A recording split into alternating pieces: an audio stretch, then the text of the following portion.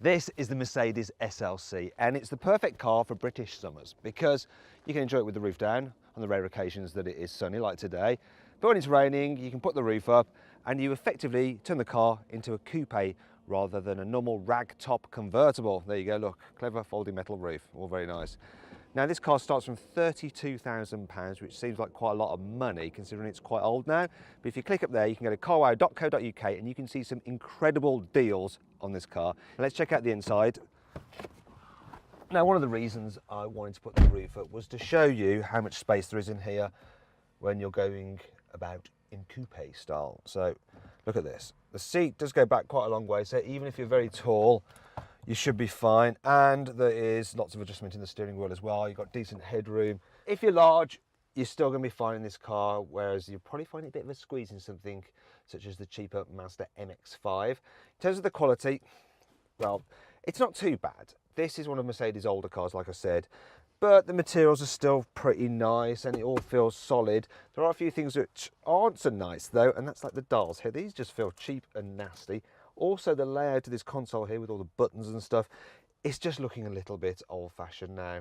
Now this brings us on to the trim levels. So there's only one AMG line, and in some ways it's well equipped, and in other ways it's not so well equipped. For instance, you don't get satellite navigation as standard on any car.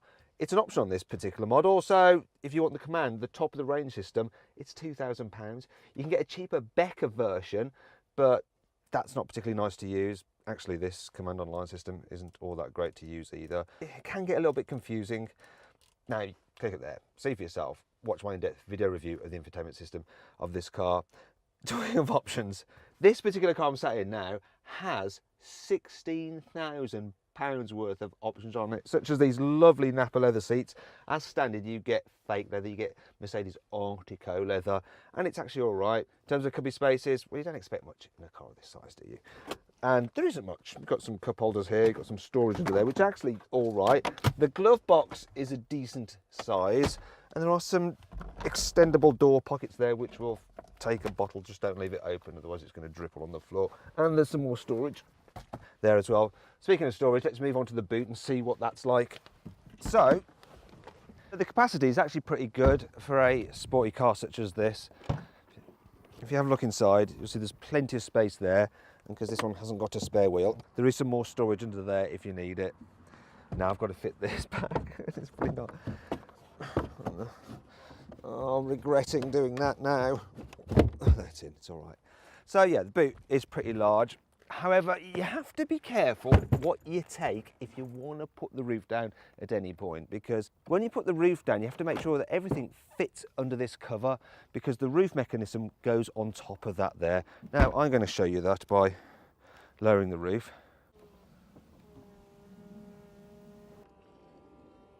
It's all quite elegant really, isn't it?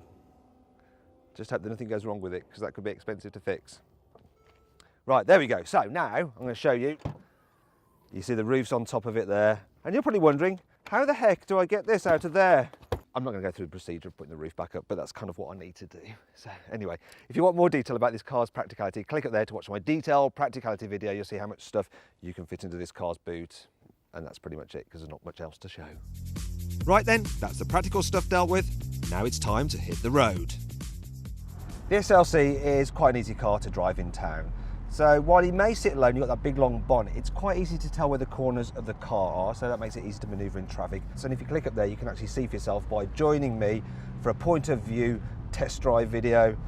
What's not so good about it is that the suspension can feel a little bit crashy over bumps. You really do feel them sending jolts through the cabin, and it fidgets around over rough surfaces. Another thing to watch out for is that on the lower powered versions, you can get them with a manual gearbox. You want to avoid that. You want to pay extra for the automatic, because it just makes this car easier to drive, and the manual isn't actually all that nice. This SLC has a classic sports car setup. So you've got an engine at the front and it sends power to the rear wheels. They just have to concentrate on driving, and the front wheels, they just have to concentrate on steering. Thing is though, it doesn't actually feel as much fun to drive as a front wheel drive Audi TT. It may be a sports car, but it's not the sportiest of sports cars. However, this particular car I'm driving here has the dynamic handling package. and that does improve things. So it gives you adjustable suspension, it also gives you sharper steering, and it does feel better to drive with that package fitted to it. So I suggest you pay the extra for it. It's £1,000. Now, all cars come with driving select, where you can move from comfort into sport. When you move up into Sports Plus, did you hear that? The exhaust note changes and it gets more raucous. And if you've got the dynamic handling package, it stiffens the suspension. So it makes the car just a bit flatter in the corners. Now, one thing that really annoys me about this car is that if you want to put the roof up or down, you actually have to come to a complete stop to initiate the roof mechanism, and then you can do it. Once you've started it going, you can then start moving a little bit, but not over 25 miles an hour, otherwise it'll freak out and stop. Yeah, Audi TT, you can drive along and initiate the roof. Whereas this, you have to stop, which could be very annoying if you're on the motorway. Speaking of being on the motorway, when you've got the roof up, this is actually really quiet and relaxing. That's the benefit of having a metal roof rather than a fabric soft top, and it just feels like you're in a coupe. In terms of the engines, well, you can get 4 different petrol engines and 1 diesel. This particular car is the 300, so it's got a 2-litre turbocharged petrol engine with 245 horsepower, and it will go from 0 to 60 in just 5.6 seconds, and it feels really quick, and it works nicely with this paddle shift 9-speed automatic gearbox. Actually, there's more annoying things about this car. Here's 5. Whenever you put the roof up or down, the car will automatically put the windows back up if you want it to. The only thing is though, it forgets to put up the rearmost windows, so you have to then move to another button to do that yourself, and often you forget. I wonder what all that noise is.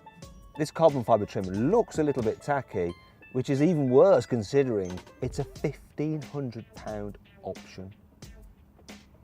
It really bothers me that the infotainment screen doesn't line up centrally with the centre console.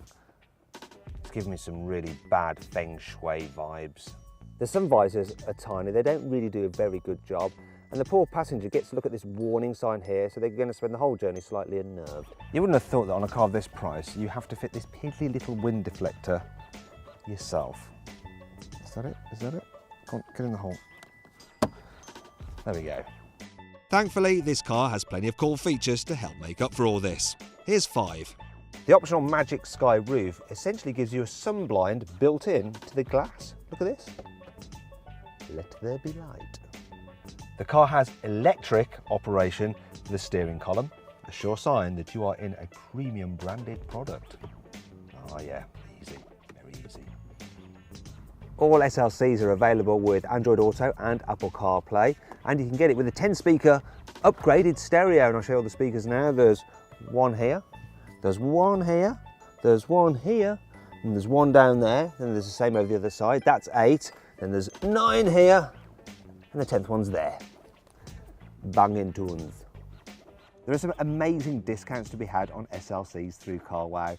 For instance, this car with options, the list price is £56,000, but a CarWow dealer offered me one with the exact same spec for £41,000, and while the car may start at £32,000, on average, it actually starts from about £23,000 when you buy it through CarWow. So that's Mazda MX-5 money. And what would you rather have?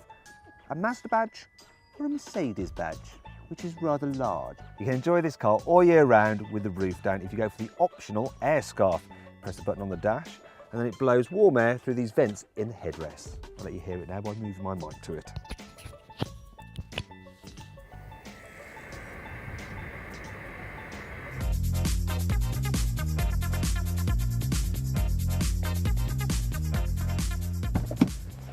If you click up there, you can go to carwow.co.uk for more information and to compare offers on the Mercedes SLC. So then what's my verdict on this car? Should you avoid it? Should you consider it? Should you shortlist it? Or should you just go right ahead and buy it? Well, I reckon you should consider the SLC because with the discounts you can get on it, it's actually not too bad a sports car. If you enjoyed this video, please like it and share it and click on our logo to subscribe to our channel. Also click on the video windows for more CarWow videos. Now, did you spot the Easter egg in this video? It was the student loan